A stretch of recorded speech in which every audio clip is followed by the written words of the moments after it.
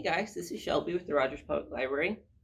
So this week for Full Steam Ahead, I wanted to talk to you about fat and oil, and how they work a little bit and how it relates to cooking and the food that we eat and all that stuff, right? So the scientific name for fats and oils is lipids, right? Um, so they are, you know, organic molecules, right? They're molecules in our body. And one thing that they have in common is that they don't dissolve in water, right?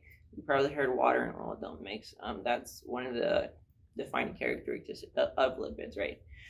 So there's a couple different types of lipids, right, that we get from different plants and different animals, right? The main distinction is between unsaturated and saturated oils, right? So unsaturated oils are normally liquid, right? And saturated oils tend to be solids, right? Like butter, at least at some temperatures. And sometimes we call them fats, right? So what saturated means in this case is it's referring to the number of hydrogen atoms that are in an oil molecule, right? So like they're like a theoretical maximum number of hydrogens that you can have on an oil molecule. And if it has that many, it's saturated, and if it doesn't, it's unsaturated, right? So unsaturated oils are necessary for our diets, right? Like we need those for our bodies to function, but saturated oils not so much, right? Even though they taste good, things like butter taste really good, and that's why you put it in food a lot. But it's not really as simple as that, right? Because even things that we consider unsaturated oils like vegetable oil or olive oil have mixtures of saturated oils and unsaturated oils, right? Or really what we're talking about here isn't now so much like we can say that vegetable oil is an oil, right? But it's made up of things called fatty acids, right? And the fatty acids are the molecules that we're talking about. And some of them are saturated and some of them are unsaturated. And the different percentages vary between different types of oil, and that's what gives them their flavor, and what makes them good for cooking certain types of food or not cooking other types of food, right? So our science experiment for this week is making peanut butter, right? Peanut butter is really cool, right? It is really just peanuts, right? You can add other things too. You can add a little bit of vegetable oil or salt or sugar to make it taste a little different. But we're just using peanuts. So I'm going to measure out a cup.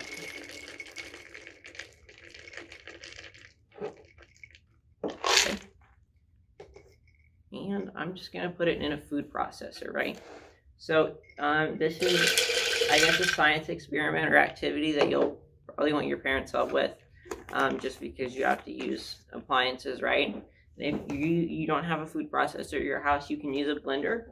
I actually made this batch of peanut butter with a blender, and it turned out good, right? It's delicious peanut butter, but it's just a little bit easier if you use a food processor because of how the blades work and all that. Okay.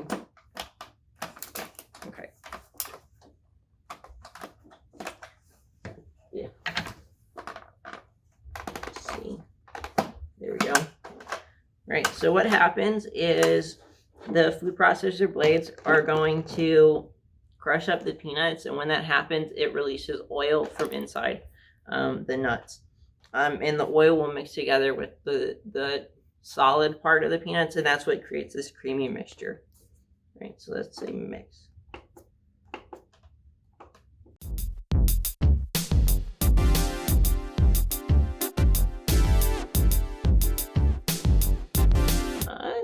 Right, it's getting ground up, right? But it's not quite. You have to grind them up for a little bit.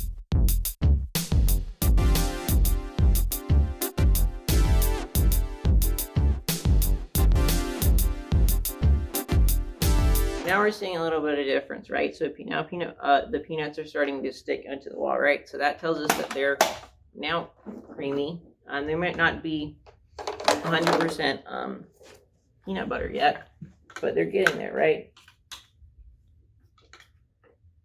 So it's kind of this, right? You can see, right? There's still big pieces of nuts, but they're now getting a little bit oily in here. So I'll show you guys something cool you can do, right?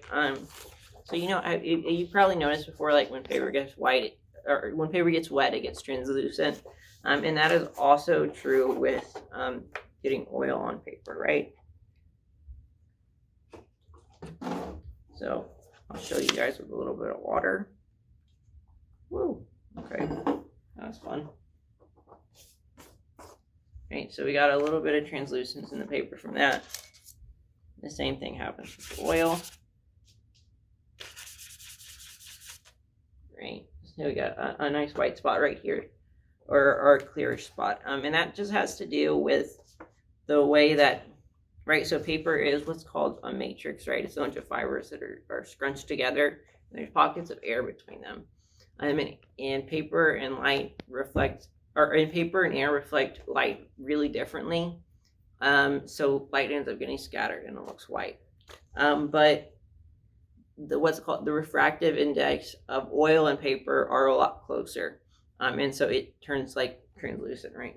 So, but the main difference between the water stain and the oil stain is the oil stain doesn't dry. But you can use this to test and see whether a food has oil in it by just getting some and rubbing it on paper. There we go. Ta-da!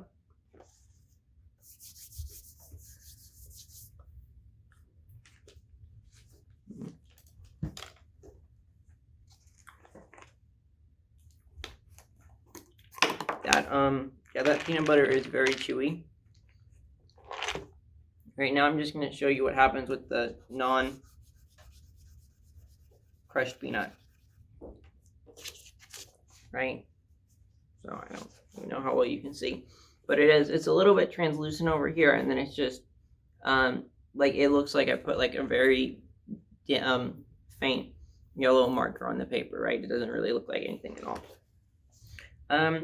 Another thing you can do if you do this activity with the paper and oil, which we're going to have kits for you to pick up here, is you can actually use oil pastels to draw and then kind of like spread the colors with oil. And it looks a little bit like watercolors, right?